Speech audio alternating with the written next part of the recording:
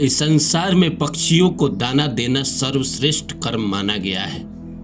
इससे इंसान के जिंदगी में बहुत ज्यादा पुण्य जमा होता है। जो इंसान भी रोज पक्षियों को दाना खिलाते हैं उनके जिंदगी में कुछ फायदे होते हैं। इस वीडियो में हम 10 फायदे की बात करेंगे जो आपको जरूर जानना चाहिए।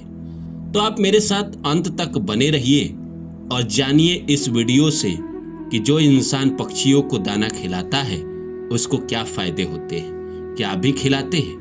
पहला है पुण्य और शुभ कर्म की प्राप्ति। पक्षियों को दाना खिलाना श्रेष्ठ दान माना गया है जिससे पुण्य बढ़ता है। ये सब आप जानते हैं कि कोई भी कर्म जो हम दूसरों के लिए करते हैं और अच्छे नियत से करते हैं, कोई फायदा न सोच के करते हैं, अगर ये कर्म हम कर रहे हैं और लगातार कर रहे हैं, ऐसे ही दया भाव से कर रहे हैं, तो कहीं ना कहीं ये पुण्य का कर्म है। इससे धीरे धीरे आपके पुण्य बढ़ते हैं, पुण्य आपके खातों में जमा होते हैं। दूसरा है कर्म दोष में कमी। ये सेवा पुराने नकारात्मक कर्मों के प्रभाव को कम करती है।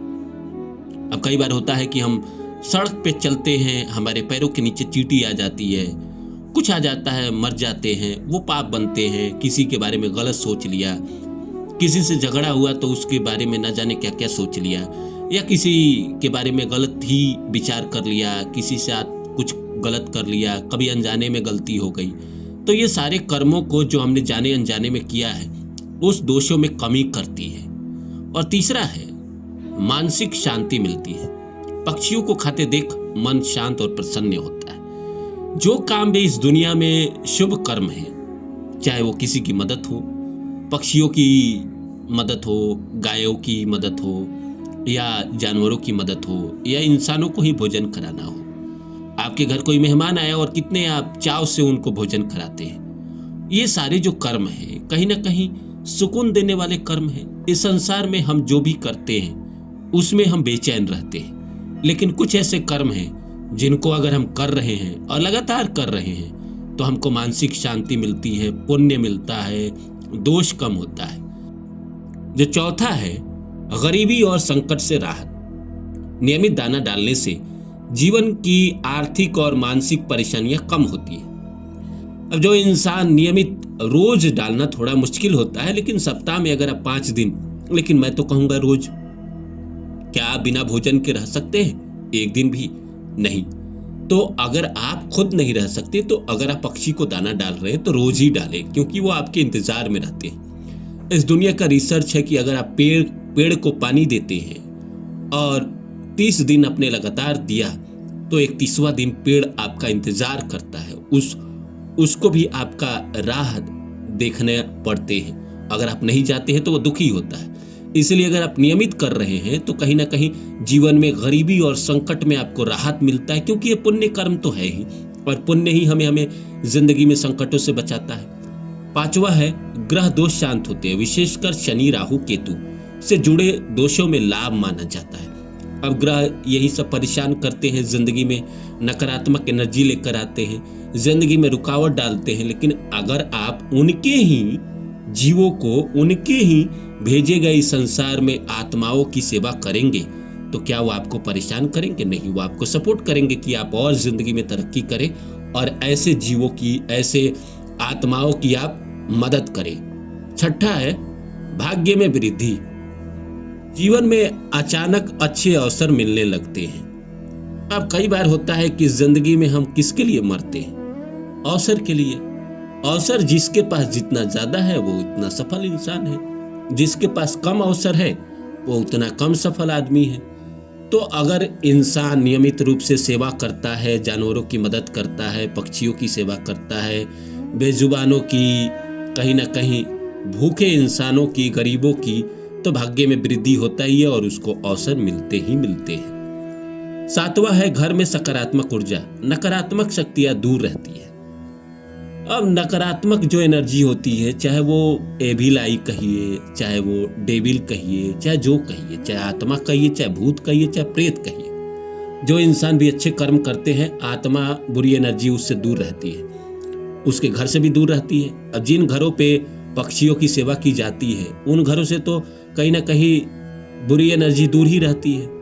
8वां है दयालु और करुणामय स्वभाव। इंसान का हृदय नरम और पवित्र बनता है।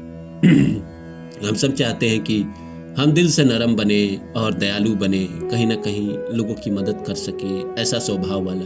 फिल्मों में हम देखते हैं कि रॉबिन हुड लोगों की मदद करता है, तो हम भी सोचते हैं हम भी करें। हम चलो इंसानों को नहीं कर सकते क्योंकि हमारे पास उतनी शक्ति नहीं है, लेकिन जानवरों को तो कर ही सकते हैं, पक्षियों को तो कर ही सकते हैं। जितना कर सकते हैं उतना करें, आपका दिल नरम भी होगा और पवित्र भी होगा। 9वां है पितृ कृपा प्राप्त होती है। पूर्वज प्रसन्न होते हैं और आशीर्वाद देते हैं। आप देखते हैं कि जब श्राद्ध कर्म होते हैं तो कौवा को नेक के लिए बुलाया जाता है। कौवा आता है, जुटी आता है, फिर वो कर्म को शुद्ध माना जाता है। तो अगर आप पितरों की कृपा चाहते हैं तो आप पक्षियों की, कौवा की सेवा करें तो पितरों की कृपा आपको जरूर मिलेगी। पितर ही कौवे के रूप में आते हैं, आप उनको भोजन देते हैं और वो खाकर चले जाते हैं, उनकी आत्मा को शांति मिलती है। उन्हें लगता है कि हमारे जो वंश के लोग हैं वो कहीं ना कहीं हमारा ध्यान करते हैं, हमें कहीं ना कहीं प्यार करते हैं। 10वां है ईश्वर की विशेष कृपा।